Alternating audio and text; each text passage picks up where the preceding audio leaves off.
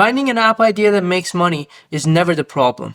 And in this video, I'll show you why. Because I use these 5 websites to figure out what application to build that is guaranteed to make money. Before I do that, let me tell you a little bit about myself. I built over 100 applications in the past 12 years, worked with the biggest brands out there like Forbes and Starbucks, and now I co-build software products with people who have an audience. My applications have generated over $100 million in revenue, and in this video, I'll show you the exact tools I use to come up with app ideas. My framework to find a successful application revolves around finding where the attention already is, figuring out how people or me could make money off of that, reverse engineer how it could grab the first customers, and then check similar applications and what I could copy from the best in the market in similar or adjacent niches. So the first step is finding where people's attentions are. I use a couple of tools for this.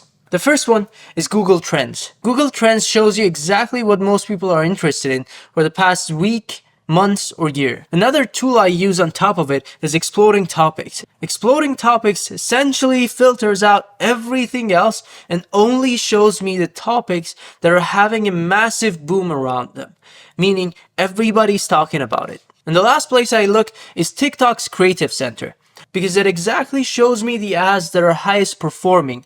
I also sometimes like to go into TikTok and Instagram themselves, search up topics, and see what videos are going viral around it. So after I find a topic, for example, let's just say Ozempic or GLP-1, that is having a massive boom during the past year around it, I then go into check what applications are already built around the niche, what they're doing specifically, and how they're performing. The tool I like to use around this is called App Magic, because it shows me exactly what applications are growing in the top charts, how they're performing, and even how much money they're making. A lot of people make the mistake of thinking if there's an existing application in the niche you want to create an app in, it's a disadvantage. But it's not. It's actually one of the most important metrics I look for, because it shows the market is interesting, people are already making money there, and you have something to work your way backwards from. You could take inspiration from these successful applications, see what's wrong with them, what's the 20% that you could improve with them, focus on one specific functionality and try to do it as best as possible. Try to release a polished version of only 1 or 2 specific core features that you would want to give to your audience. The next step for me after I see this is going to find real customers.